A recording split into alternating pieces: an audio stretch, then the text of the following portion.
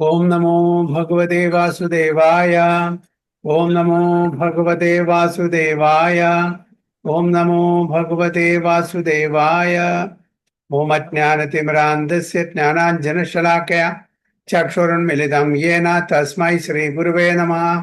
श्रीचैतन्यमनोभीष्टं स्थापितं येन भूतले स्वयं रूप कदा मह्यं ददाति सुपदान्तिकं वन्देऽहं श्रीगुरुं श्रीयुतपदकमलं श्रीगुरुं वैष्णवांश्च श्रीरूपं साग्रजातं सगणरघुनाथान्वितं तं सजीव साद्वैतं सावधूतं परिजनसहितं कृष्णचैतन्यदेवं श्रीराधा कृष्णपादान् सगणललिता श्रीविशाखान्वितंश्च ये कृष्णा करुणा सिन्धु दीनबन्धो जगत्पते गोपेश गोपिका कान्त राधाकान्त नमोस्तुते तप्त काञ्चन गौराङ्गी राधे वृन्दावनेश्वरी वृषभानुसुते देवी प्रणमामि हरिप्रिये वाञ्छाकल्पतरुभ्यश्च कृपा सिन्धुभ्यः च पतितानां पावनेभ्यो वैष्णवेभ्यो नमो नमः। नमः ओं विष्णुपादाय कृष्णपृष्ठाय भूतले श्रीमते भक्तिवेदांत स्वामिनिधि नामिने नमस्ते सारस्वती देवे गौरवाणी प्रचारिणे निर्विशेष शून्यवादी पाश्चात्य देशतारिणे। जय श्री कृष्ण चैतन्य प्रभु नित्यानंद श्री अद्वैत गदाधर श्रीवासादि गौर भक्त वृंदा। हरे कृष्ण कृष्ण कृष्ण हरे हरे हरे राम राम राम हरे हरे। गुरुवे गौरचंद्राय राधिकाय तदालये कृष्णाय कृष्ण भक्ताय तद्भक्ताय नमो नमः। हरे कृष्ण हरि ओम तत्सत। तो ഭഗവത്ഗീത ആസ് ഇറ്റ് ഈസ് അധ്യായം 5 ശ്ലോകം 20 അല്ലെ. ന പ്രഹസ്യേത് പ്രിയം പ്രാപ്യ നോദ്വിജേത് പ്രാപ്യ ചാപ്രിയം സ്ഥിര ബുദ്ധിർ അസമ്മൂഢോ ബ്രഹ്മവിദ് ബ്രഹ്മണി സ്ഥിത.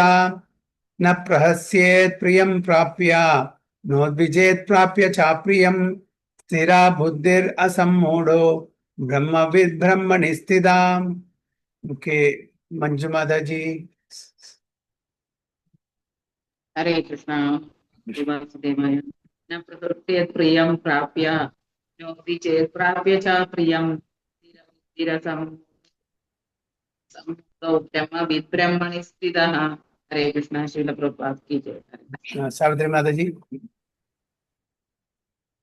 भगवती वासुदेवाय।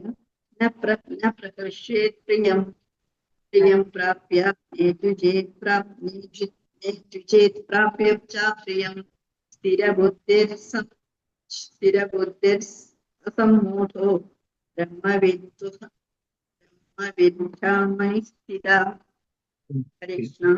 ओके, हरे कृष्ण. रोशी माता जी.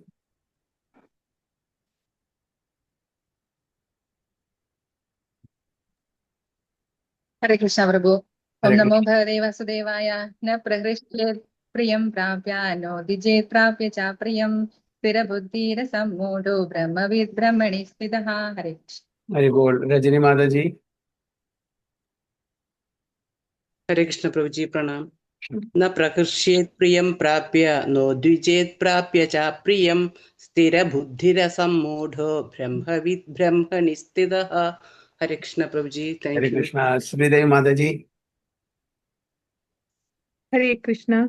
न प्रह्यशेत् प्रियं प्राप्य नोद्विजेत् प्राप्य च प्रियं स्थिरबुद्धिरसम्मूढो ब्रह्मविद् ब्रह्मणि स्थितः.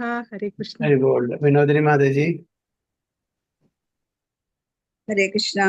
हरे कृष्ण. न प्रहृष्येत् प्रियं प्राप्य नोद्विजेत् प्राप्य च प्रियं स्थिरबुद्धिरसम्मूढो ब्रह्मविद् ब्रह्मणि स्थितः. हरि बोल. राधिका माता जी. हरे कृष्ण. न प्रहर्षेत् प्रियं प्राप्य नोद्विजेत् प्राप्य च प्रियं स्थिरबुद्धि असम्मूढो ब्रह्मविद् ब्रह्मणि स्थितः. हरि बोल. सिनी माता जी.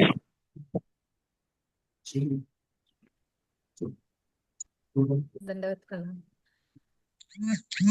न प्रहस्येत् प्रियं प्राप्य नोद्विजेत् प्राप्य च प्रियं स्थिरबुद्धिरसम्मूढो ब्रह्मविद् ब्रह्मणि स्थिता. हरे कृष्ण. ട്രാൻസ്ലേഷൻ കൂടി വായിച്ചോളൂ. ഇപ്പൊ മലയാളം അല്ലേ? ആ, മലയാളം ഏത് വേഴ്സാണ് പ്രഭുജി? കുഴപ്പമില്ല, ഇംഗ്ലീഷ് കുഴപ്പമില്ല. At 25:20.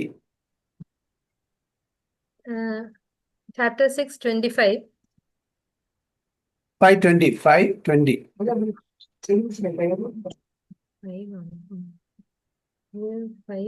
5:20.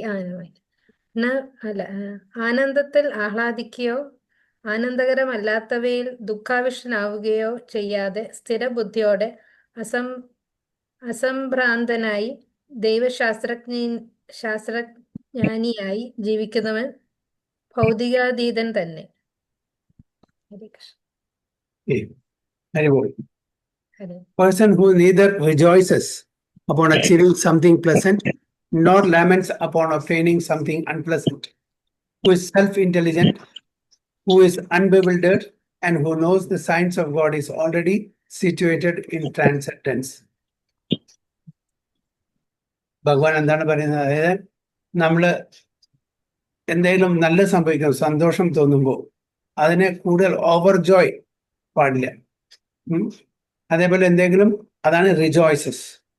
നമുക്ക് എന്തെങ്കിലും ഒരു, ഫോർ എക്സാമ്പിൾ, കമ്പനിയിൽ നല്ല പ്രൊമോഷൻ കിട്ടി, ഒരു ഇൻക്രിമെന്റ് കിട്ടി, ബോണസ് കിട്ടി, ഭയങ്കരമായിട്ട് ആഘോഷിക്കുക, എന്തോ സംഭവിച്ച പോലെ.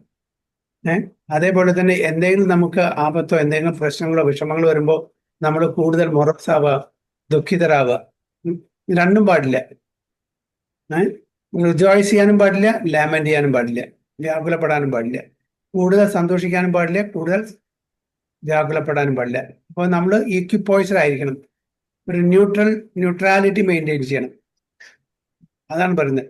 അങ്ങനെയുള്ള ഒരു വ്യക്തി, ബുദ്ധിമാനായിട്ടുള്ള ഒരു വ്യക്തി, ഏതൊരു പരിസ്ഥിതിയിലും അധികം ദുഃഖിക്കാതെയും സന്തോഷിക്കാതെയും ന്യൂട്രാലിറ്റി മെയിൻറ്റെയിൻ ചെയ്യുന്ന പോകുന്ന ഒരു ഭക്തൻ, അദ്ദേഹത്തിന് മാത്രമാണ് ട്രാൻസെൻഡൻസ്, അതായത് മൂന്ന് ഗുണത്തിനും അതീതമായിട്ടുള്ള തലത്തിലേക്ക് വരാൻ പറ്റുന്നത്.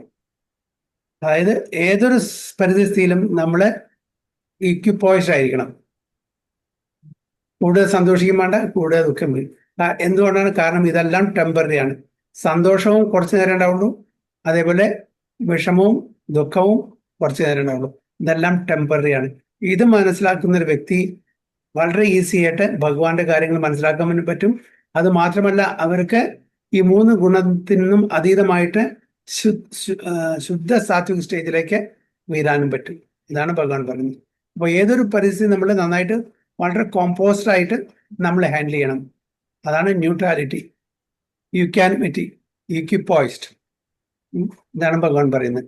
Who is unbewildered and who knows the science of God is already situated in transcendence.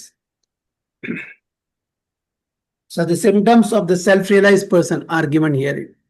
The first symptom is that he is not illusioned by the false identification of the body with his true self. അങ്ങനെ ഒരു വ്യക്തി false identification ചെയ്യില്ല ശരീരത്തിനോട്. നമ്മളെല്ലാം ജീവിക്കുന്നത് ശാരീരിക അവബോധത്തിലാണ്. ഞാൻ എന്നുള്ള ഐഡന്റിറ്റിനെ, എൻ്റെ ഈ രൂപത്തെ, ഞാൻ ആരാണ്? ഞാൻ ഡോക്ടറാണ്, ഒരു എഞ്ചിനീയറാണ്, ഞാനൊരു ഹസ്ബൻഡാണ്, വൈഫാണ്, മകനാണ്, അച്ഛനാണ്, ഇതെല്ലാം എന്താണ്? ബോഡി ഡിസിഗ്നേഷനാണ്. ഇതിൽ ഉപരിയായിട്ട് നമ്മൾ അറിയുന്ന എന്താണ്? അറിയേണ്ട കാര്യം, അതായത് ഞാൻ ഭഗവാന്റെ പാർട്ട് ആൻഡ് പാർസലാണ്. മമ വാംശോ ജീവലോകെ ജീവഭൂത സനാതന. അതാണ് നമ്മുടെ എറ്റേണൽ ഐഡന്റിറ്റി. മറ്റേതെല്ലാം ടെമ്പററി ആണ്, ടു ദിസ് ബോഡി ഓൺലി. ഈ ശരീരം എത്രത്തോളം കാലം ഉണ്ടാവും അത്രത്തോളം കാലമാണ് ഞാനൊരു ഇന്ത്യനായിട്ടോ അമേരിക്കനായിട്ടോ ജാപ്പനീസ് ആയിട്ടോ ഡോക്ടറായിട്ടോ എഞ്ചിനീയർ ആയിട്ടോ വെൽതി മാൻ ആയിട്ടോ ഒക്കെ നമ്മൾ ഇരിക്കുന്നത്. ഇതെല്ലാം ബോഡിലി ഡിസിഗ്നേഷൻസ് ആണ്. ഈ ഉപാധികളെല്ലാം നമ്മളുടെ ശരീരത്തിന് മാത്രമാണ്. ആത്മാവിന്റെ ഉപാധി എന്താണ്?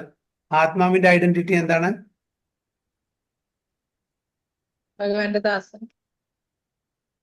ഭഗവാന്റെ ദാസൻ അല്ലെ? ജീവേര സ്വരൂപമായി കൃഷ്ണേര നിത്യദാസ്. അപ്പൊ ആ ഐഡന്റിറ്റിയിലേക്ക് നമ്മൾ വളരണം.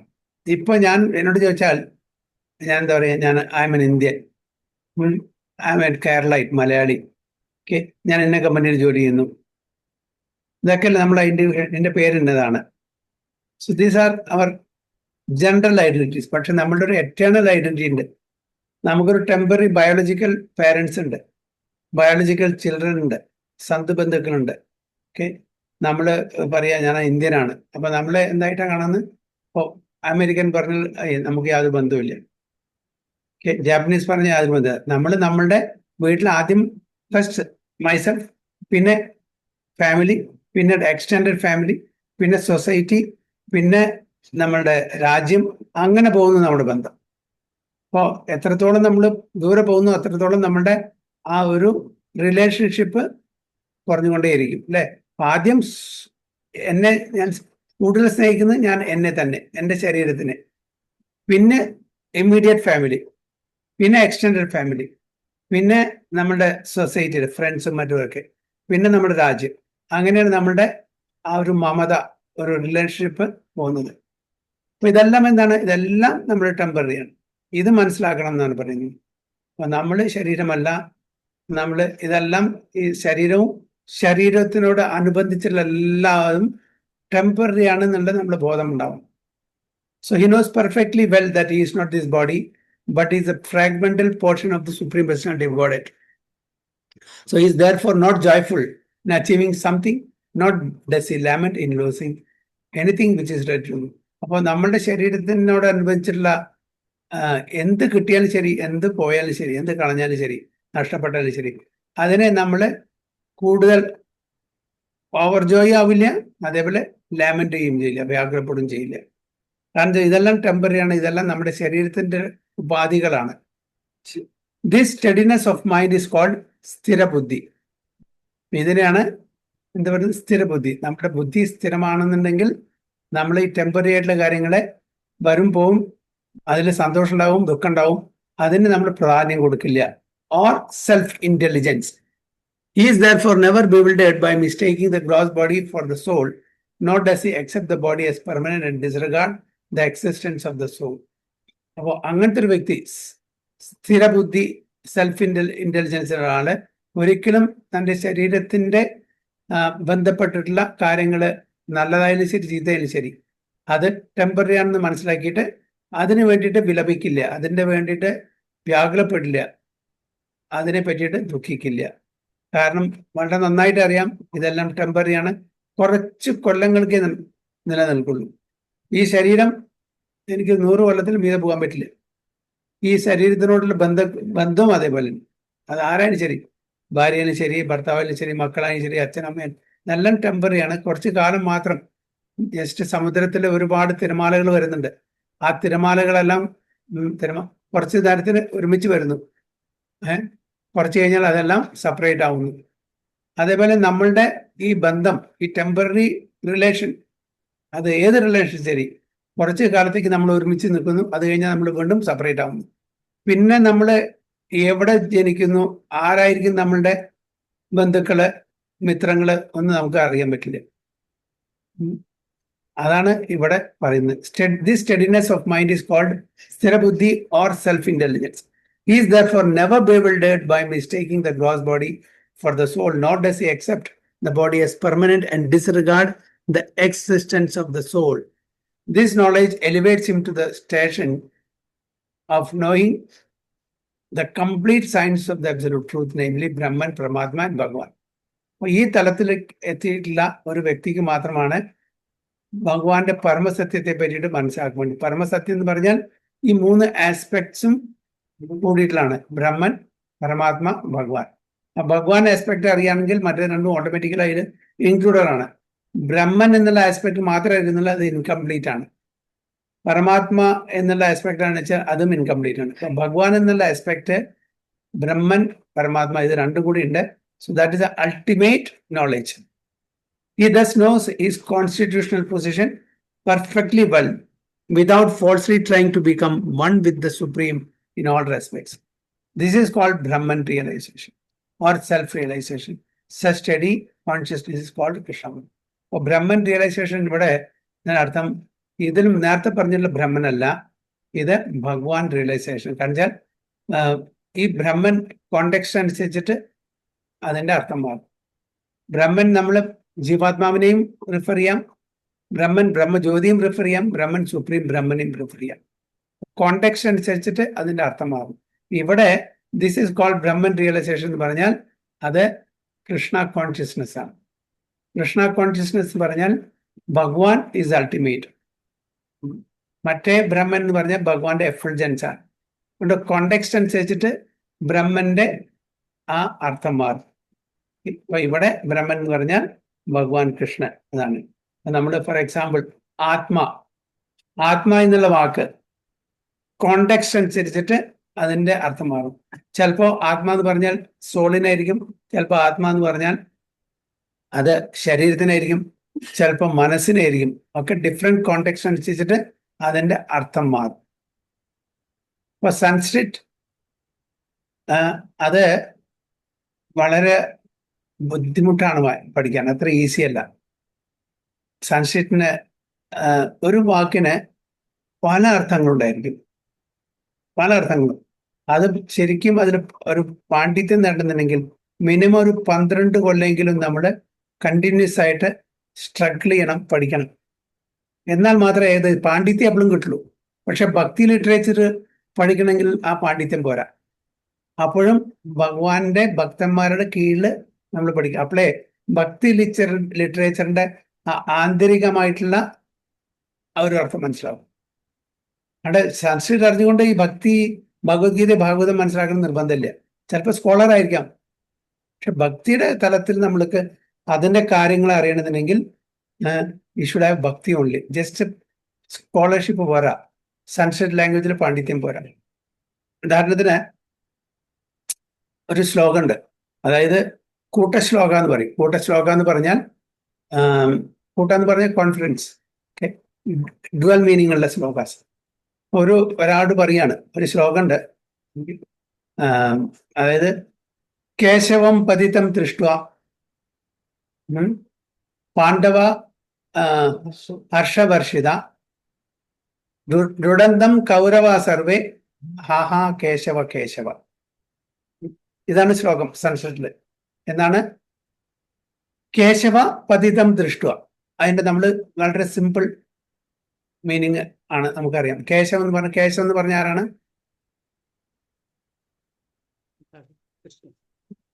എല്ലാവരും വീഡിയോ ഓൺ ചെയ്താൽ എനിക്ക് എല്ലാവരും കാണാൻ പറ്റും. കേശവ എന്ന് പറഞ്ഞ എന്താണ്? ആരാണ്?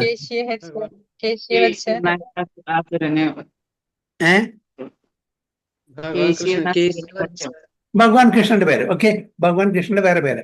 കേശവം പതീതം എന്ന് പറഞ്ഞാൽ പതിക്കുക, വീഴ, അല്ലെ? ദൃഷ്ടു എന്ന് പറഞ്ഞാൽ എന്താണ്? കാണ്, അല്ലെ? അപ്പോ ഭഗവാൻ കൃഷ്ണൻ വീഴുന്നത് കണ്ടപ്പോൾ ആണ് അർത്ഥം. കേശവം പതിതം ദൃഷ്ട പാണ്ഡവ ഹർഷവർഷിത. പാണ്ഡവന്മാർക്ക് ഭയങ്കര സന്തോഷം.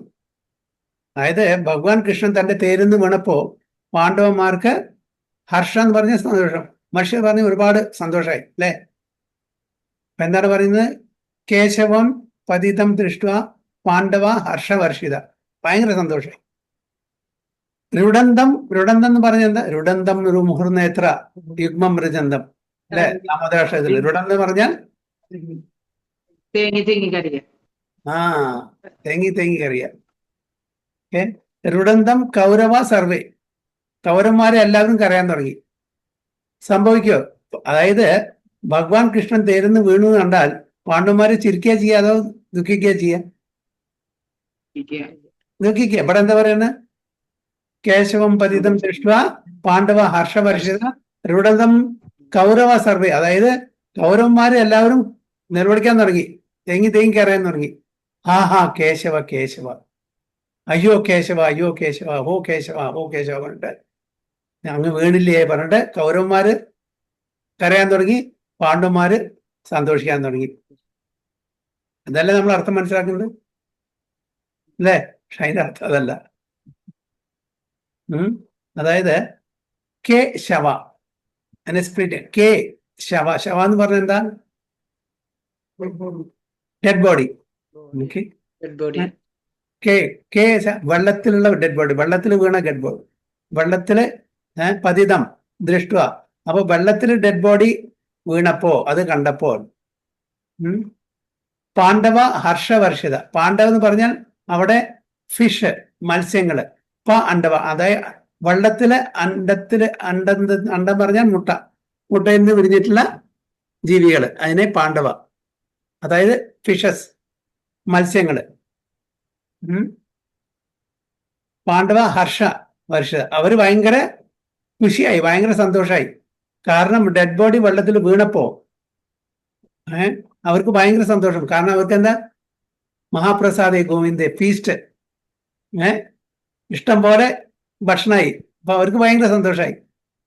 പിന്നെന്താ, രുഡന്തം കൗരവ സർവേ, കരയാൻ തുടങ്ങി. കൗരവ എന്ന് പറഞ്ഞാൽ ജാക്കൽ, വേറെ അർത്ഥമാണ്. ജാക്കൽ പറഞ്ഞല്ലേ കുറുക്കന്മാര്, ചെന്നായികള്. അവര് കരയാൻ തുടങ്ങി. കാരണം ഈ ഡെഡ് ബോഡി വെള്ളത്തിലാണ് വീണത്. വെള്ളത്തിൽ വീണ അവർക്ക് കിട്ടില്ലല്ലോ, അവർക്ക് ഫീസ്റ്റ് കിട്ടില്ലല്ലോ. അപ്പൊ അവര് കരയാൻ തുടങ്ങി. ഹാ ഹാ കേശവ, ഹോ ഡെഡ് ബോഡി, എന്തിനാ നീ വെള്ളത്തിൽ വീണത്? കരയിൽ വീണായിരുന്നില്ലേ, എന്നാ ഞങ്ങൾക്ക് ഫീസ്റ്റ് കിട്ടുമായിരുന്നു എന്ന് പറഞ്ഞാൽ അവര് കരയാൻ തുടങ്ങി. ഇവര് സന്തോഷിക്കാൻ തുടങ്ങി. ആരെ? മത്സ്യങ്ങള്. അല്ലേ? ഇതാണ് സംസ്കൃത് പറഞ്ഞാൽ നമ്മളിതിപ്പോ നമുക്ക് അറ്റ്ലീസ്റ്റ് കുറച്ച് മലയാളത്തിനുള്ള ഒരു സാമ്യത ഉള്ളതുകൊണ്ട് നമ്മൾക്ക് മനസ്സിലാക്കാൻ പറ്റും ചെറിയ ചെറിയ കാര്യങ്ങളൊക്കെ, അല്ലെ? അതിനിപ്പോ വലിയ പാണ്ഡിത്യം. അപ്പൊ ഈവൻ പഠിച്ചൊരു വ്യക്തിയാണെങ്കിലും കൂടിയിട്ട് ഇവരെങ്ങനെയാണ് അതിനെ ഇന്റർപ്രറ്റ് ചെയ്യുള്ളൂ. കേശവ പതിതം ദൃഷ്ട പാണ്ഡവ ഹർഷവർഷിത രുഡന്തം കൗരവ സർവേ ആ ഹാ കേശവ കേശവ. ആലോചിച്ച് നോക്കൂ. അപ്പൊ എങ്ങനെ നമുക്ക് ഇത് മനസ്സിലാക്കാൻ പറ്റും? ഇത് ഒരു ഭക്തന്റെ കീഴിൽ പഠിച്ചാൽ മാത്രമേ അറിയൂ.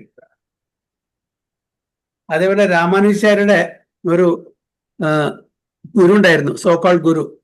ഗുരുകുലത്തിൽ പഠിപ്പിക്കുമ്പോ കപി ആസന ഒരു ഇതുണ്ട്. കപി എന്ന് പറഞ്ഞാൽ എന്താണ്? കുരങ്ങൻ. ആസന പറഞ്ഞാൽ നമുക്കറിയാം, കപി ആസന. അതായത് ഭഗവാൻ വിഷ്ണുവിന്റെ ലോട്ടസ് ലിപ്സ്, ഓക്കെ, അധരം, അത് എന്തിനോടാണ് ആക്ച്വലി ഉപയോഗിച്ചിരിക്കുന്നത്? നമ്മുടെ താമര നല്ല സൺലൈറ്റ് അടിക്കുമ്പോൾ താമര പൂവിന്റെ ഇതളിന്റെ ആ ഒരു ടെക്സ്ചറും അതിന്റെ സോഫ്റ്റ്നെസ്സും അതിന്റെ ഒരു കാന്തിയില്ലേ, അതുപോലെ ഇരിക്കുന്നതാണ്. അതാണ് അതിന്റെ അർത്ഥം. പക്ഷെ ഇദ്ദേഹം ഇതിനെ ഇന്റർപ്രറ്റ് ചെയ്ത് എങ്ങനെയാണ്? കപി ആസനം പോലെ ഇരിക്കുന്നു എന്നാണ്. രാമാനുജാചാര്യന് ഭയങ്കര വിഷമം തോന്നി. തന്റെ ഭഗവാന്റെ ആ ലോട്ടസ് ലിപ്സിനെ ഇങ്ങനെ ഇന്റർപ്രറ്റ് ചെയ്ത് പറഞ്ഞിട്ട് അങ്ങനെയല്ല, അതിന്റെ അർത്ഥം തെറ്റാണ്, അങ്ങനെ പറയാൻ പാടില്ല, തെറ്റാണ് പറഞ്ഞു അദ്ദേഹത്തിന് വിഷമം. പിന്നെ രാമാനുജാചാര്യോട് ദേഷ്യായി അദ്ദേഹത്തിന്. അദ്ദേഹം സ്കൂൾ വിട്ടു, ആ ഗുരുകുലം വിട്ടു. അതായത് അറിയാത്ത ആൾക്കാർ ഇന്റർപ്രറ്റ് ചെയ്യുമ്പോൾ ഇങ്ങനെയൊക്കെ വരും. കാരണം സംസ്കൃത് വെരി റിച്ച് ലാംഗ്വേജ് ആണ്. അതിനെ നമുക്ക് മനസ്സിലാക്കണമെന്നുണ്ടെങ്കിൽ വെറും സ്കോളർഷിപ്പ് മാത്രം പോരാ, അത് പാണ്ഡിത്യം മാത്രം പോരാ, സംസ്കൃത് സ്കോളർഷിപ്പ് കൊണ്ട് പോരാ. ഒരു ഭക്തന് മാത്രമാണ് അതിന്റെ ശരിക്കുള്ള അന്തർലീനമായിട്ടുള്ള അതിന്റെ ഇൻഡെപ്ത് ആ നോളജും കാര്യങ്ങളും മനസ്സിലാവും. അപ്പൊ അതുകൊണ്ടാണ് ഓരോ വാക്കിന്റെയും അർത്ഥം അത് അതുകൊണ്ടാണ് പ്രഭുപാദ തന്റെ ട്രാൻസ്ലേഷനിലെ വേർഡ് ടു വേർഡ് മീനിങ്ങില് വളരെ ക്ലിയർ, വളരെ ആലോചിച്ചിട്ട് അതിന്റെ കാണിച്ച, എസ്പെഷ്യലി സൺസിന്റെ ഈക്വലന്റ് ആയിട്ടുള്ള ഇംഗ്ലീഷ് വാക്കുകൾ കിട്ടാൻ വളരെ ബുദ്ധിമുട്ടാണ്. So he has to meditate. ചില സമയത്തൊക്കെ അതിന്റെ ഈക്വലന്റ് ഇംഗ്ലീഷ് വേർഡ് കിട്ടാൻ വേണ്ടിയിട്ട് പ്രഭുപാദ കുറെ മെഡിറ്റേറ്റ് ചെയ്യും. എന്താണ് ആക്ച്വൽ ശരിക്കുള്ള ഈക്വലന്റ് ആയിട്ട് ഇംഗ്ലീഷ് വേർഡ്? അപ്പൊ ചില സമയത്ത് ചോദിക്കും പ്രഭുപാദോട് തന്റെ ഡിസൈപ്പിൾസ്, പ്രഭുപാദാണ് എന്താണ് ഇത്രയും കോണ്ടംപ്ലേറ്റ് ചെയ്യുന്നത്, ഇത്രയും ചിന്തിക്കുന്നത്? ഇതാണ് കാരണം, ഈ സംസ്കൃത് സോ റിച്ച്, അതിന്റെ ഈ പലതിനും ആക്ച്വൽ അതായത് ഈക്വലന്റ് ആയിട്ടുള്ള ഇംഗ്ലീഷ് വാക്കുകളില്ല. അപ്പൊ അതിന് ഏകദേശം റിസംബിൾ ചെയ്യുന്ന, ഏകദേശം അടുത്ത് അതിന്റെ അർത്ഥം വരുന്ന വാക്കുകൾ വേണ്ടിയിട്ട് ഞാൻ കോണ്ടംപ്ലേറ്റ് ചെയ്യാണ്, ചിന്തിക്കാന്ന് വേണ്ടി. സോ ആലോചിച്ച് നോക്കൂ, ഇത്രയും 700 ശ്ലോകം ഭഗവത്ഗീതയും 18,000 ശ്ലോകം ഭാഗവതം, അതേപോലെ 11,000+ ശ്ലോകങ്ങൾ ചൈതന്യചരിതം, 3 വലിയ ഗ്രന്ഥങ്ങൾ. അതിന് പുറമെ ഒരുപാട് ചെറിയ ഗ്രന്ഥങ്ങൾ. ഇതെല്ലാ ശ്ലോകത്തിന്റെയും word to word meaning Prabhupada കൊടുത്തു, അതിന് ട്രാൻസ്ലേഷൻ കൊടുത്തു, അതിന് എലോബറേറ്റ് പർപ്പോർട്ട് കൊടുത്തു. 10-50 പരം ശാസ്ത്രങ്ങളിലത്തെ കൊട്ടേഷൻ ശ്ലോകങ്ങൾ നമുക്ക് അതെല്ലാം തന്നു. എല്ലാറ്റിൻ്റെയും സാരം, എസൻസ് നമുക്ക് ഈ പ്രധാനപ്പെട്ട 3 ഗ്രന്ഥങ്ങൾ നമുക്ക് തന്നു. ഇത്രയും ഒരു 10-11 വർഷത്തിന്റെ ചുരുങ്ങിയ കാലയളവിൽ നമുക്ക് തന്നു. ആർക്ക് ചെയ്യാൻ പറ്റും ഇത്? അല്ലെ? ഇത് ഭഗവാന്റെ കൃപാകടാക്ഷം ഇല്ലെങ്കിൽ ഈ 10-11 വർഷത്തിന്റെ ആ ചുരുങ്ങിയ കാലയളവിൽ ഇത്രയും കാര്യങ്ങൾ ചെയ്തു തീർക്കാൻ പറ്റും. നമുക്കത് 10-11 കൊല്ലം കൊണ്ട് വായിച്ചു തീർക്കാൻ പറ്റുന്നില്ല. ഇത്രയും ഗ്രന്ഥങ്ങളാണ് 10-11 കൊല്ലമായിട്ട് വായിച്ചു തീർക്കാൻ പറ്റത്തില്ല. എന്നിട്ടാണ് പ്രഭുപാദ 10-11 കൊല്ലം കൊണ്ട് ഇത്രയും കാര്യങ്ങളെ എത്രയോ ബുദ്ധിമുട്ടിയിട്ട് ഇതിന്റെ വേർഡ് ടു വേർഡ് മീനിങ് സംസ്കൃതില്, പിന്നെ അതിന്റെ ഇംഗ്ലീഷില് ശ്ലോകം സംസ്കൃതം മാത്രമല്ല ഇംഗ്ലീഷില്, അതിനുശേഷം വേർഡ് ടു വേർഡ് മീനിങ്, അതിനുശേഷം ട്രാൻസ്ലേഷൻ, അതിനുശേഷം ഡീറ്റെയിൽ പർപ്പോർട്ട്. ഇപ്പൊ ഭഗവാന്റെയും ഗുരുജനങ്ങളുടെയും ആ അവരുടെ എംപവർമെന്റ് ഇല്ലെങ്കിൽ ഇത് നടക്കില്ല. ആർക്ക് വേണ്ടിയിട്ട്? നമ്മൾക്ക് വേണ്ടി ചെയ്തു. അപ്പൊ ആ പ്രഭുപാദരെയും ഗുരുജനങ്ങളുടെയും എല്ലാം കൃപാകടാക്ഷം കൊണ്ടാണ് നമുക്ക് എന്തെങ്കിലും മനസ്സിലാക്കാൻ പറ്റുന്നത്, അല്ലെ? അപ്പൊ നമ്മള് 1000 കൈ കൊണ്ട് കൂപ്പിയാലും പോരാ പ്രഭുപാദ. സോ ഇവിടെ പറയുന്നത് this is called Brahman realisation. അപ്പൊ എന്താണ് പറഞ്ഞു വരുന്നത്? ബ്രഹ്മൻ റിയലൈസേഷൻ എന്ന് പറഞ്ഞാൽ നമ്മൾ തെറ്റ് പറയാൻ പാടില്ല. അതായത് അബ്സല്യൂട്ട് ട്രൂത്ത് ആണ് മീൻ ചെയ്യുന്നത്. Self realisation. ഞാൻ ആരാണ്, ഭഗവാൻ ആരാണ്, ഞാനും ഭഗവാനും തമ്മിലുള്ള ബന്ധം എന്താണ്, ഇത് മനസ്സിലാക്കാനാണ് self realization or Brahman realization. Such steady consciousness is called Krishna consciousness. Okay, Hare Krishna. എന്തെങ്കിലും questions or comments?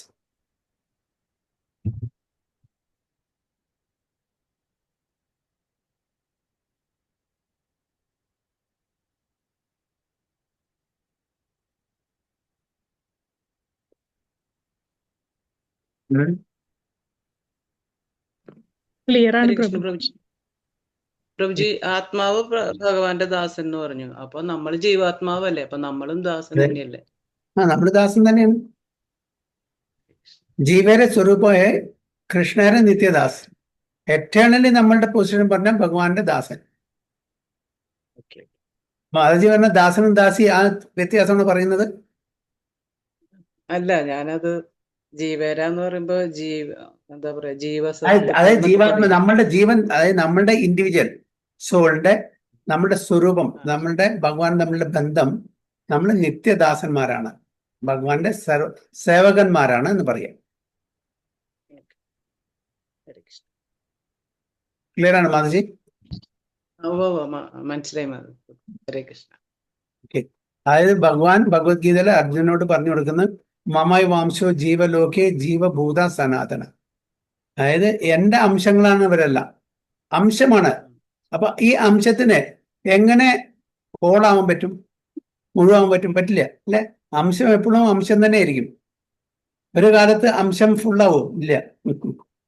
ഇപ്പൊ ഫോർ എക്സാമ്പിൾ ഞാൻ ഈ ലാപ്ടോപ്പ് ഞാൻ യൂസ് ചെയ്യുന്ന ലാപ്ടോപ്പില് കുറെ സ്ക്രൂസ് ഉണ്ട്, കീസ് ഉണ്ട് കീബോർഡിൽ.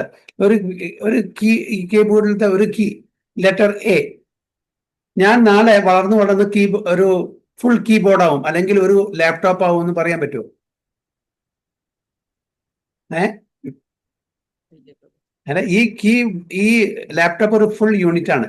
അതിന്റെ പാർട്സ് ആണ് ഈ കീബോർഡും ഓരോ ലെറ്റേഴ്സും ഓരോ സ്ക്രൂസും ഓരോ കോമ്പണൻസും. അപ്പൊ അതിലത്തെ ഒരു കോമ്പണന്റ് പറയാണ്, ഒരു സ്ക്രൂ പറയാണ് tomorrow I will grow and become this laptop. സംഭവിക്കോ? ഇല്ല. അതേപോലെ ഞാൻ ഭഗവാന്റെ അംശമാണ്. അപ്പൊ ഈ ഭഗവാന്റെ അംശം ഞാൻ വളർന്ന് ഭഗവാനാവും ഒരു ദിവസം? ആവില്ല. So logic. കാരണം ഞാൻ എന്തത് പറയും, കാരണം ഇംപേഴ്സണൽ ഫിലോസഫിയിൽ വിശ്വസിക്കുന്ന ആള് നമ്മൾ ഭഗവാനിലേക്ക് നയിക്കും, ഭഗവാനാവും. You are Narayana, I am Narayana, he is Narayana, everybody is Narayana. That is a wrong concept എന്ന് പറഞ്ഞു വരാണ്. യെസ്, നാരായണന്റെ ക്വാളിറ്റീസ് നമുക്കുണ്ട്, ക്വാണ്ടിറ്റിയിൽ നമ്മളില്ല. ഓക്കെ, ഒരു ഗ്രാം ഗോൾഡും ഒരു ഗോൾഡ് മൈനുള്ള ഫുൾ ഗോൾഡിന്റെയും നമ്മൾ അതിന്റെ പ്രോപ്പർട്ടി നമ്മൾ ചെക്ക് ചെയ്യുകയാണെങ്കിൽ സെയിം പ്രോപ്പർട്ടി ആയിരിക്കും, സെയിം ക്വാളിറ്റി ആയിരിക്കും. എങ്ങനെ ഒരു തുള്ളി വെള്ളം, അതേപോലെ ഒരു സാഗരം മുഴുവൻ വെള്ളം ടെസ്റ്റ് ചെയ്താൽ അതിന്റെ പ്രോപ്പർട്ടി സെയിം ആയിരിക്കും. പക്ഷെ ക്വാണ്ടിറ്റിയിൽ സാഗരം വലുതും ഒരു ഡ്രോപ്പ് വളരെ മൈന്യൂട്ടും. ആ വ്യത്യാസം നമ്മളും ഭഗവാനും തമ്മിലുണ്ട്. അതാണ് ചൈതന്യ മഹാപ്രഭു നമുക്ക് പറഞ്ഞു തന്നിരിക്കുന്ന ആ തത്വം. അതാണ് അചിന്ത്യ ഭേദ അഭേദത്വം. ഭേദമാണ് അഭേദമാണ്. എന്താണ് ഭേദം? ക്വാണ്ടിറ്റിയിൽ നമുക്ക് വ്യത്യാസമുണ്ട്. അഭേദം എന്താണ്? ക്വാളിറ്റി. ക്വാളിറ്റിയിൽ യാതൊരു വ്യത്യാസമില്ല. 1 ഗ്രാം എടുത്ത് ചെക്ക് ചെയ്താലും ശരി, ഒരു ഗോൾഡ് മൈൻ ഫുൾ ചെക്ക് ചെയ്താലും ശരി, സെയിം ക്വാളിറ്റി ആയിരിക്കും. അതാണ് ആ ഒരു സിദ്ധാന്തമാണ് നമുക്ക് ചൈതന്യ മഹാപ്രഭു പറഞ്ഞു തന്നിരിക്കുന്നത്. Okay. Thank you, Guruji. Hare Krishna. Yeah. Text 21. Bahya sparshesha asaktatma vindati atmani yat sukham sa brahma yoga yuktatma sukham akshayam ashnute. Bahya sparshesha asaktatma vindati atmani yat sukham sa brahma yoga yuktatma sukham akshayam ashnute. बोल मंजू माता जी. हरे कृष्ण. हरे कृष्ण. बाह्यस्पर्शेषु असक्तात्मा विन्द्यते आत्मनि यत्सुखं स ब्रह्मयोगयुक्तात्मा सुखमक्षयमश्नुते. सावित्री माता जी. हरे कृष्ण. बाह्यस्पर्शेषु सक्तात्मा विन्द्यत्यात्मनि यत् सुखं स ब्रह्मयोगयुक्तात्मा सुखमक्षयमश्नुते. Very good. Hare Krishna. Sridevi Mata ji. हरे कृष्ण. ओम नमो भगवते वासुदेवाय. बाह्य स्पर्शेषु असक्तात्मा विद्यदात्मनि यस्सुगम य ब्रह्म योग युक्तात्मा सुगम अक्षयमश्नुते. Very good. Sini Mata ji. Hare Hare Krishna प्रभु.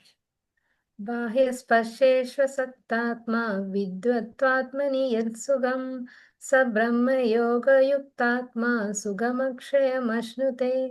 Very good. Vinodini Mata ji. हरे कृष्ण. बाह्यस्पर्शेषु सक्तात्मा विन्दत्यात्मनि यत्सुखं स ब्रह्मयोगयुक्तात्मा सुखमक्षयमश्नुते. हरे Very Krishna. good. Roshi Mata ji. हरे कृष्ण प्रभु. नमो भगवते वासुदेवाय. बाह्यस्पर्शेषु सक्तात्मा विन्दत्यात्मनि यत्सुखं स ब्रह्मयोगयुक्तात्मा सुखमक्षयमश्नुते. हरे कृष्ण. Radhika Mata ji. हरे कृष्ण. बाह्यस्पर्शेषमसक्तात्मा विन्दत्यात्मनि यत्सुखं स ब्रह्मयोगयुक्तात्मा सुखमक्षयमश्नुते. Rajini Mata ji. Hare Krishna Prabhuji. Bahya sparshe swasaktatma vindandyatmani yat sukham sa brahma yoga yuktatma sukham akshayam ashnude. Hare Krishna. അതിന്റെ translation കൂടി വായിച്ചോളൂ. ഹരേ കൃഷ്ണ. മുക്തനായ ഒരാൾക്ക് ഭൗതികമായ ഇന്ദ്രിയ സുഖങ്ങളിൽ ആസക്തി ഉണ്ടാവില്ല. അയാൾ സമാധി പൂണ്ട് ആത്മാവിൽ തന്നെ എപ്പോഴും ആനന്ദം അനുഭവിക്കുന്നു. പരമതത്വത്തിൽ ഏകാഗ്രമായി മനസ്സൂന്നുന്നതുകൊണ്ട് ആത്മസാക്ഷാത്കാരം ലഭിച്ച വ്യക്തി അളവറ്റ ആനന്ദം അനുഭവിക്കുന്നു. ഹരേ കൃഷ്ണ. Thank you. ഹരി ബോൾ. Hare Krishna. Such a liberated person is not attracted to material sense pleasure, but is always in trance, enjoying the pleasure within. In this way, the self-realized person enjoys unlimited happiness, for he concentrates on the Supreme.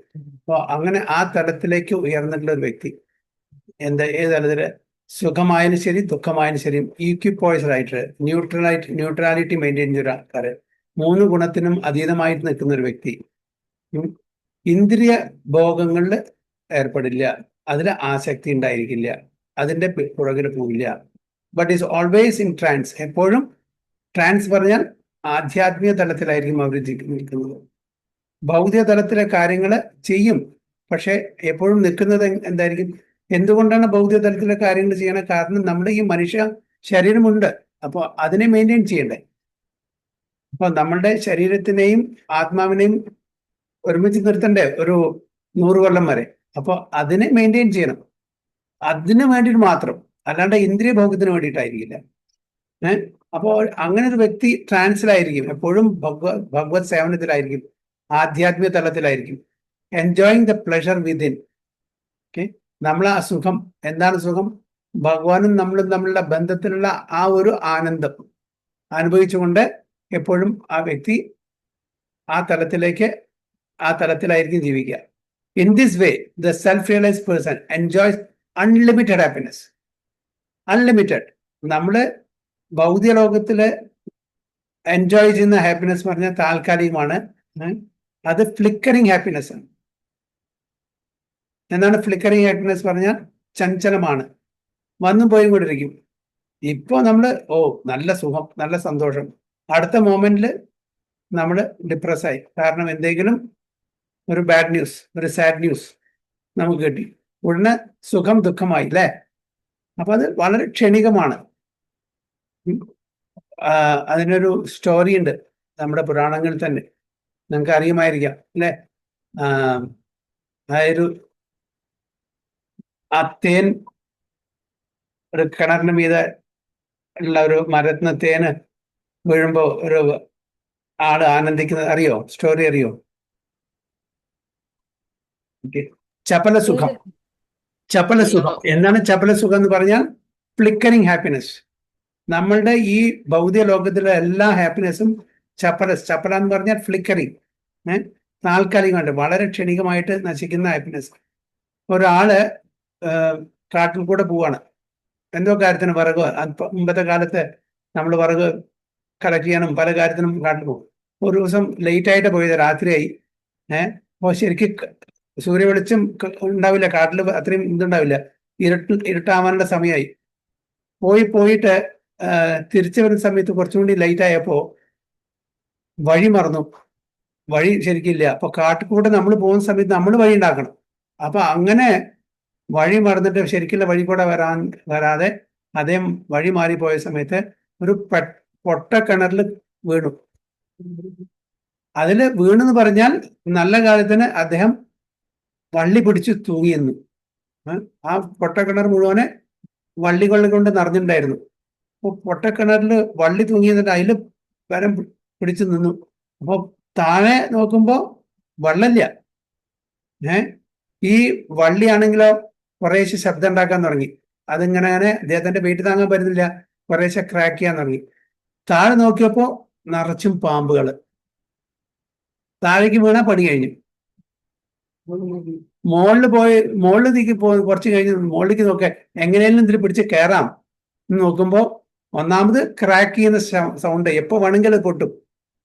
അപ്പൊ എങ്ങനെയും നോക്കുമ്പോ അവിടെ ഒരു സിംഹം എത്തി നോക്കുന്നു ആ പൊട്ടക്കിണറിന്റെ. സിംഹം എന്താ പറയുന്നത്? മഹാപ്രസാദേ ഗോവിന്ദേത്. അപ്പൊ ഇപ്പൊ എനിക്ക് നല്ലൊരു ഫീസ്റ്റ് കിട്ടും എന്ന് പറഞ്ഞിട്ട് സിംഹം എത്തി നോക്കാം. മുകളിൽ കയറാൻ പറ്റുമോ? പറ്റില്ല. താഴേക്ക് പോകാൻ പറ്റുമോ? വീണ്ടാൽ പണി കഴിഞ്ഞു. അത് അവിടെ മുഴുവൻ പാമ്പുകളുടെ ഇതാണ്.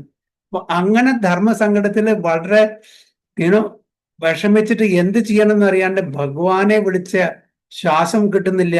അങ്ങനെ വായ തുറന്ന് മുകളിലേക്ക് നോക്കി ഇരിക്കുമ്പോഴാണ് ആ പൊട്ടക്കിണറിന് മീതെ ഒരു മരത്തിന്റെ കൊമ്പിലെ തേനീച്ചക്കൂട്.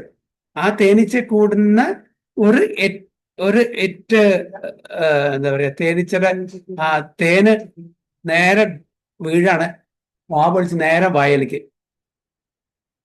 അപ്പൊ അത് വായലേക്ക് വീണതും വായടച്ചു, അത് ആസ്വദിക്കാൻ തുടങ്ങി. ആ സമയത്ത് അദ്ദേഹം വളരെ വളരെ സന്തോഷം. എന്താ? അപ്പോ താഴെ പൊട്ടക്കിണറിൽ ഇങ്ങനെ തൂങ്ങി നിൽക്കുകയാണ്. താഴെ പാമ്പുകളുണ്ട്, താഴേക്ക് പോയാലും എന്റെ മരണം തീർച്ചയാണ്. മുകളിലേക്ക് പോയാൽ സിംഹം മഹാപ്രസാദെ പറഞ്ഞിട്ട് അവിടെ ഇരിക്കുന്നുണ്ട്. അങ്ങനത്തെ ഉള്ളൊരു ആ ധർമ്മസങ്കടത്തിൽ ഇരിക്കുന്ന ഒരാളെ ഈ ഒരു തേന് വീണപ്പോ അത് ആസ്വദിക്കുകയാണ്. അതേപോലെ നമ്മളുടെ ജീവിതം ചപലസുഖം. ഈ ചപലസുഖത്തിന് വേണ്ടിയിട്ടാണ് നമ്മൾ ഈ പങ്കപ്പാടെല്ലാം ചെയ്യുന്നത്. അങ്ങനൊരു സ്റ്റോറി ഉണ്ട്. നമ്മളെല്ലാം ഇതേപോലെ ധർമ്മസങ്കടത്തിലാണ്. അതായത് we are between the devil and the ocean എന്ന് പറയുന്നില്ലേ, അതേപോലെ ശൈത്താന്റെയും കടലിന്റെയും ഇടയിലാണ് നമ്മൾ. അങ്ങനെ സ്റ്റോറി കേട്ടിട്ടുണ്ടോ? മുമ്പ് കേട്ടിട്ടുണ്ടോ ഈ സ്റ്റോറി? ഇല്ല പ്രഭുജി. അതാണ് ചപല സുഖം. ഓക്കെ, താൽക്കാലികമായിട്ട് അത് കഴിഞ്ഞാൽ കഴിഞ്ഞു. അത് കഴിഞ്ഞാൽ പിന്നെ നോക്ക്, പിന്നെ ഉടനെ അദ്ദേഹത്തിന് എന്തായി, അയ്യോ ഞാൻ എങ്ങനെ ജീവിക്കും, താഴെ പോകാനും പറ്റില്ല, മുകളിൽ കയറാനും പറ്റില്ല. അങ്ങനത്തെ ധർമ്മസങ്കടത്തിൽ പെട്ടിരിക്കുന്ന ആൾക്കാരാണ് നമ്മളെല്ലാവരും. അവിടെയും പോകാൻ പറ്റില്ല, എവിടെയും പോകാൻ പറ്റില്ല. അപ്പൊ അതിൻ്റെ ഇടയിൽ ചെറിയൊരു എന്തെങ്കിലും സുഖം വരുമ്പോൾ അതന്നെ നമ്മളുടെ ജീവിതം വിചാരിച്ച് നമ്മുടെ ജീവിതത്തിൽ എങ്ങനെയെങ്കിലും നമ്മളുടെ ജീവനെ പ്രൊളോങ് ചെയ്യാൻ വേണ്ടി ശ്രമിക്കുന്ന ആൾക്കാരാണ് നമ്മളെല്ലാവരും. അപ്പൊ അങ്ങനെ നമ്മൾ ഭഗവാന്റെ ആയിട്ടുള്ള ആ ട്രാൻസില്, ഭഗവാന്റെ ആ ഒരു സെൽഫ് റിയലൈസേഷൻ വന്ന് ഭഗവാന്റെ ആ ബന്ധം പുനഃസ്ഥാപിക്കുമ്പോൾ നമുക്ക് കിട്ടുന്ന ആ ഹാപ്പിനെസ്, അൺലിമിറ്റഡ് ഹാപ്പിനെസ്, അത് നമുക്ക് പറയാൻ പറ്റില്ല. കാരണം നമ്മൾ ഭഗവാന്റെ ആ ഒരു ബന്ധം മനസ്സിലാക്കി അത് റീ എസ്റ്റാബ്ലിഷ് ചെയ്തു. അങ്ങനത്തെ ഒരു ഭക്തൻ, അതാണ് പറയുന്നത്. അതായത് liberated person, liberated from the bodily conception. ശാരീരിക അവബോധത്തിൽ നിന്ന് മുക്തി കിട്ടിയ ആൾക്കാരാണ് അതുകൊണ്ട്. അവബോധം എന്താണ്? കൃഷ്ണാവബോധം. ശരീരം ഉണ്ടെങ്കിലും കൂടിയിട്ട് ഈ ഭൗതിക ലോകത്തിനാണ് നമ്മൾ ജീവിക്കുന്നത് എങ്കിലും കൂടിയിട്ട് അവബോധം കൃഷ്ണാവബോധമാകൊണ്ട് നമ്മൾക്ക് ഈ ശരീരത്തിന് എന്തെങ്കിലും സംഭവിച്ചാലും നമ്മളെ അത് ബാധിക്കില്ല എന്നാണ് ചുരുക്കത്തിൽ പറയുന്നത്. അങ്ങനത്തെ വ്യക്തിക്ക് അൺലിമിറ്റഡ് ഹാപ്പിനെസ് എപ്പോഴും കിട്ടും. So Shri Yamunacharya, great devotee of Krishna consciousness, set. Yamunacharya എന്ന് പറഞ്ഞൊരു ആചാര്യണ്ടായിരുന്നു, രാമാനുജാചാര്യന്റെ ഗുരുവാണ്, വൺ ഓഫ് ദ ഗുരുസ്. എന്നാണ് പറയുന്നത്, യത് അവധി മമ ചേത കൃഷ്ണ പാദാരവിന്ദേ നവനവരസ ധാമനി ഉദ്യതം രന്തുമാസിത് തത് അവധി ബതാനരി സംഗമേ സ്മര്യമാനേ ഭവതി മുഖ വികാര സുഷ്ടു നിഷ്ഠിവനം ച. ട്രാൻസ്ലേഷൻ വായിക്കാം. Since I have been engaged in the transcendent loving service of Krishna, realizing ever new pleasure in him, whenever I think of sex pleasure, I spit at the thought and my lips curl with disdain. അതായത് ഭഗവാന്റെ ഭഗവത് സേവനത്തില് ഭഗവത് സേവനം അനുഷ്ഠിക്കാൻ തുടങ്ങിയ മുതൽക്ക് അദ്ദേഹം വലിയൊരു പണ്ഡിതനായിരുന്നു, യമുനാചാര്യ. യമുനാചാര്യ 12 വയസ്സുള്ള സമയത്ത് തന്നെ പാണ്ഡിത്യം കൊണ്ട് ഒരു വലിയൊരു പണ്ഡിതനെ ഡിബേറ്റില് തോൽപ്പിച്ച ആളാണ്. എന്നിട്ട് ആ രാജാവ് അദ്ദേഹത്തിന്റെ പകുതി രാജ്യം കൊടുത്താണ്. അപ്പോ ഈ ആ ഒരു ഡിബേറ്റ് നിങ്ങൾക്കറിയോ? ഈ സ്റ്റോറി അറിയോ യമുനാചാര്യരുടെ? ഇല്ല. ഓക്കെ. യമുനാചാര്യർ 12 വയസ്സുള്ളൂ. അപ്പൊ അന്ന് ഭയങ്കര പാണ്ഡിത്യല്ല. അവിടെ അന്നത്തെ രാജാവിന്റെ അസംബ്ലിയിലുള്ള ഒരു വലിയൊരു പണ്ഡിതണ്ടായിരുന്നു, കോലാഹല. അദ്ദേഹത്തിന്റെ പേര് കോലാഹല. അപ്പൊ ഈ കോലാഹല വളരെ ഫേമസ് ആണ് ഡിബേറ്റ്. എല്ലാവരും ഡിബേറ്റ് ചെയ്തിട്ട് ഒരു ദിഗ്വിജയ് പണ്ഡിതെ പോലെ എല്ലാ ദിക്കിനെയും ജയിച്ചവൻ ദിഗ്വിജയ് പണ്ഡിറ്റ്. അപ്പൊ എല്ലാവരും ഡിബേറ്റിന്, അതായത് ശാസ്ത്രത്തിന്റെ ബേസിൽ, ശാസ്ത്രം വേദപണ്ഡിതനാണ്, വേദങ്ങള് ഉപനിഷത്തുകൾ ഇതിൽ ഡിബേറ്റ് ചെയ്യും. അപ്പോൾ അദ്ദേഹത്തിന് ഭയങ്കര അഹങ്കാരം ഉണ്ടായിരുന്നു. അപ്പോൾ ആർക്കും വേണമെങ്കിൽ എന്നെ ഡിബേറ്റ് ചെയ്യാൻ വരാം, ആർക്കും വേണമെങ്കിൽ എന്നെ ഫേസ് ചെയ്യാം, ആരെങ്കിലും ധൈര്യം ഉണ്ടെങ്കിൽ. അങ്ങനെ ഇദ്ദേഹത്തിന്റെ ഇദ്ദേഹം രാജാവിന്റെ കാരണം എന്താ വെച്ചാൽ ഇദ്ദേഹത്തിനെ തോൽപ്പിച്ചില്ലെങ്കിൽ ടാക്സ് എത്ര കൊടുക്കണം. അപ്പൊ ആ ടാക്സ് കൊടുക്കാത്തത് കൊണ്ട് യമുനാചാര്യന്റെ ഗുരുവിനെ വന്നിട്ട് ടാക്സ് കൊടുക്കാൻ പറഞ്ഞു. അപ്പൊ അദ്ദേഹത്തിന് ടാക്സ് കൊടുക്കാനില്ല. അപ്പൊ അദ്ദേഹത്തിന് ടാക്സ് കൊടുക്കാൻ പറഞ്ഞപ്പോൾ അവര് ഉപദ്രവിക്കാൻ തുടങ്ങി. അപ്പൊ യമുനാചാര്യന് കാര്യം മനസ്സിലായി എന്താണ്. അപ്പൊ ഇതുകൊണ്ടാണ് അദ്ദേഹത്തിന്റെ സ്പിരിച്വൽ മാസ്റ്ററിന് ഡിബേറ്റിൽ തോൽപ്പിച്ചിട്ട് ടാക്സ് കൊടുക്കാൻ പറ്റിയില്ല. അതുകൊണ്ട് അപ്പോൾ കുഴപ്പമില്ല, ഞാൻ ഡിബേറ്റിന് വരാമെന്ന് യമുനാചാര്യൻ പറഞ്ഞു. ഞാൻ അതിന് ടാക്സ് കൊടുത്തോളാം, ഞാൻ ഡിബേറ്റിന് പോയിട്ട് അദ്ദേഹത്തെ തോൽപ്പിക്കാം. അങ്ങനെ അതായത് തന്റെ ഗുരുവിനെ രക്ഷിക്കാന്നുള്ള ഇതിലാണ് അദ്ദേഹം ഡിബേറ്റിന് പോകുന്നത്. അപ്പൊ ഡിബേറ്റിന് പോകുന്ന സമയത്ത് ഒരു കണ്ടീഷൻ വെച്ചു, ഞാൻ വലിയൊരു പണ്ഡിതനായിട്ടാണ് ഡിബേറ്റിന് പോകുന്നത്. അപ്പൊ എനിക്ക് ആ ഒരു സ്ഥാനത്തിൽ എന്നെ പല്ലക്കിൽ കൊണ്ടുപോകണം. കാരണം അയാൾ ഉയർന്ന ഒരാളാണ്.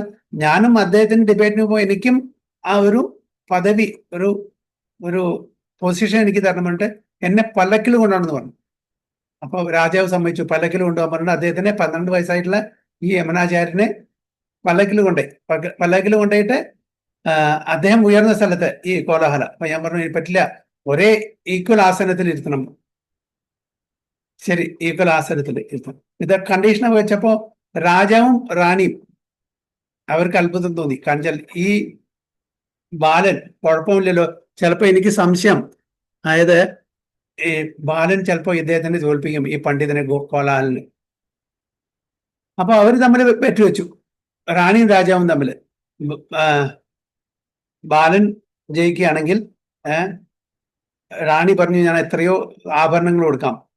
രാജാവ് പറഞ്ഞു ബാലൻ ജയിക്കുകയാണെങ്കിൽ എന്റെ പകുതി രാജ്യം ഞാൻ ഈ യമനാചാര്യക്ക് കൊടുക്കുമെന്ന് പറഞ്ഞു. അങ്ങനെ ഒരു ബെറ്റ് അവർ തമ്മിൽ വെക്കണ്ടേ. അവസാനം ഡിബേറ്റ് തുടങ്ങി. അപ്പൊ ഡിബേറ്റ് തുടങ്ങിയപ്പോ ആദ്യത്തെ ചാൻസ് അവസരം ആർക്കാണ്? ഈ ബാലനായിരുന്നു, യമനാചാര്യക്ക്. അപ്പോൾ യമനാചാര്യൻ ചോദിച്ചു ഈ കോലാഹല പണ്ഡിതനോട്, ഓക്കെ ഞാൻ ഒരു ചോദ്യം ചോദിക്കുന്നു, അതായത് അങ്ങയുടെ അമ്മ ബാരൻ ആണെന്ന് തെളിയിക്കണം. എന്താണ് ബാരൻ എന്ന് പറഞ്ഞാൽ? നമ്മൾ എന്താ പറയും? കുട്ടികളില്ലാത്ത സ്ത്രീ. കുട്ടികളില്ലാത്ത സ്ത്രീ എന്താ മലയാളത്തിൽ പറയാൻ എനിക്കറിയില്ല. എന്താ പറയാ? വാക്കുണ്ട്, ഞാൻ മറന്നു. എനിവേ ബാരൻ ഇംഗ്ലീഷില് മച്ചി. ഓക്കെ, മച്ചി. അതായത് യമുനാചാര്യൻ കോലാഹലോട് പറയാണ്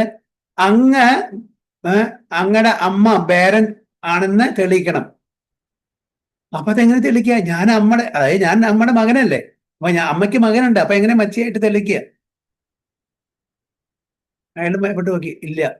അപ്പോ യമനാചാര്യൻ പറഞ്ഞു തോറ്റു. അപ്പൊ യമനാചാര്യൻ പറഞ്ഞു ഞാൻ തെളിയിക്കാം. അതായത് മനുസ്മൃതി അനുസരിച്ചിട്ട് ഏതൊരു അമ്മയ്ക്കാണ് ഒരു കുട്ടിയുള്ളത് ആ കുട്ടിയെ ബാരൻ എന്നാണ് പറയുന്നത്, മനുസ്മൃതി അനുസരിച്ചിട്ട്. അവിടെ അത് തെളിയിച്ചു. കോലാഹലൻ അവിടെ തോറ്റു. രണ്ടാമത്തെ ചോദ്യം, അതായത് രാജാവ് എപ്പോഴും റൈറ്റിയസ് ആണ്, രാജാവ് എപ്പോഴും ധർമ്മം പാലിക്കുന്നതാണ്. പക്ഷെ രാജാവ് റൈറ്റിയസ് അല്ല, ധർമ്മം പാലിക്കുന്നില്ല എന്ന്, അല്ലെങ്കിൽ പാപം ചെയ്യുന്നു എന്ന് തെളിയിക്കണം. രാജാവിന്റെ മുമ്പിൽ വെച്ച് രാജാവ് ധർമ്മം പാലിക്കുന്നില്ല, പാപിയാണെന്ന് പറഞ്ഞാൽ അയാളുടെ തല പോവും അല്ലേ? അതാണ് അവിടുത്തെ സ്ഥിതി. അപ്പൊ രാജാവ് പാപിയാണ്, പാവം കേൾക്കുന്നുണ്ട് എന്ന് എങ്ങനെ തെളിയിക്കാൻ പറ്റും? ഒന്നാമത് പേടി, കാരണം രാജാവിന്റെ എഗൻസ്റ്റ് ആണ് പറയുന്നത്. പിന്നെ ആലോചിച്ചപ്പോ എങ്ങനെ അത് സ്ഥാപിക്കാൻ പറ്റും? പറഞ്ഞു എനിക്ക് ചെയ്യാൻ പറ്റില്ല എന്ന് പറഞ്ഞു. അപ്പോ പറഞ്ഞു ഞാൻ തെളിയിക്കാം. എന്താണ്? രാജാവ് ധർമ്മം പാലിക്കുന്നുണ്ടായിരിക്കാം, പക്ഷെ എങ്കിലും കൂടിയും രാജാവിന്റെ കീഴിലുള്ള പ്രജകള് പാപം ചെയ്യുമ്പോൾ രാജാവ് അതിന്റെ ഉത്തരവാദിത്വം 1/6 ഓഫ് ആ സിൻഫുൾ റിയാക്ഷൻ ഏറ്റെടുക്കുന്നു. അതുകൊണ്ട് അദ്ദേഹം റൈറ്റിയസ് അല്ല. ഓക്കെ, പറഞ്ഞു മനസ്സിലായോ? രാജാവ് ധർമ്മം പാലിക്കുന്നുണ്ടായിരിക്കാം, ധർമ്മിഷ്ഠനായിരിക്കാം, പക്ഷെ തന്റെ പ്രജകളെ എന്തെങ്കിലും പാപം ചെയ്തിട്ടുണ്ടെങ്കിൽ രാജാവ് അതിന്റെ ഉത്തരവാദിത്വം കാണിച്ചാൽ അദ്ദേഹം രാജാവാണ്, പ്രജകളുടെ റെസ്പോൺസിബിൾ ആയിട്ടുള്ള രാജാവാണ്, ഉത്തരവാദിത്വം ഏറ്റെടുക്കും. അതുകൊണ്ട് എന്ത് പാപം ചെയ്താലും ശരി, അതേപോലെ എന്ത് പുണ്യം ചെയ്താലും അതിന്റെ 1/6 രാജാവ് ഏറ്റെടുക്കണം. അതുകൊണ്ട് രാജാവ് റൈറ്റിയസ് അല്ല. രണ്ടാമത്തെയും അവിടെ തെളിയിച്ചു. ആര്? യമനാചാര്യൻ. മൂന്നാമത്തത്, അതായത് രാജാവിന്റെ പത്നി ചേസ്റ്റ് അല്ല, അതായത് പതിവ്രത അല്ലാന്ന് തെളിയിക്കണം. തല പോകുന്ന കാര്യമാണ്. രാജ്ഞി പതിവ്രത അല്ലാന്ന് രാജാവിന്റെ മുമ്പിൽ എങ്ങനെ തെളിയിക്കാൻ പറ്റും? വേറെ നിവൃത്തിയില്ല, അദ്ദേഹത്തിന് അറിയില്ല എന്ന് വന്നു. അപ്പോ ഇവിടെ യമനാചാര്യൻ പറഞ്ഞു ഞാൻ തെളിയിക്കാം, രാജാവിന്റെ പത്നി പതിവ്രതയല്ല, ചേഷ്ടല്ല എന്ന് തെളിയിക്കാം. എങ്ങനെ? അതായത് രാജാവ് എന്ന് പറഞ്ഞാൽ എല്ലാ ഡെമി ഗോഡ്സിന്റെയും റെപ്രസെന്റേറ്റീവ് ആണ്. പ്രധാനപ്പെട്ട 8 ദേവതമാരുടെ റെപ്രസെന്റേറ്റീവ് ആണ് ആര്? രാജാവ്. അപ്പോ ആ 8 റെപ്രസെന്റേറ്റീവ് ദേവതമാരുടെ റെപ്രസെന്റേറ്റീവ് ആകുമ്പോൾ ഈ റാണി ഇൻഡയറക്ട്ലി അവരൊക്കെ ഭാര്യയായിട്ട് വരും. ഫിസിക്കലി അല്ല, ഇൻഡയറക്ട്ലി. അതായത് രാജാവ് റെപ്രസെന്റ് 8 ദേവന്മാരെ റെപ്രസെന്റ് ചെയ്തുകൊണ്ട് ഒരാളുടെ ഭാര്യ മാത്രമല്ല ഇവരെല്ലാവരുടെയും ഭാര്യമായിട്ട് കണക്കാക്കേണ്ടി വരും. അതുകൊണ്ട് ആ പെർസ്പെക്റ്റീവ് നോക്കുമ്പോൾ റാണി ചേച്ചല്ല, പതിവ്രത എന്നാണ്. അങ്ങനെ യമുനാചാര്യ 3 ക്വസ്റ്റ്യൻ കൊണ്ട് കോലാഹലത്തിനെ കോലാഹലമാക്കി.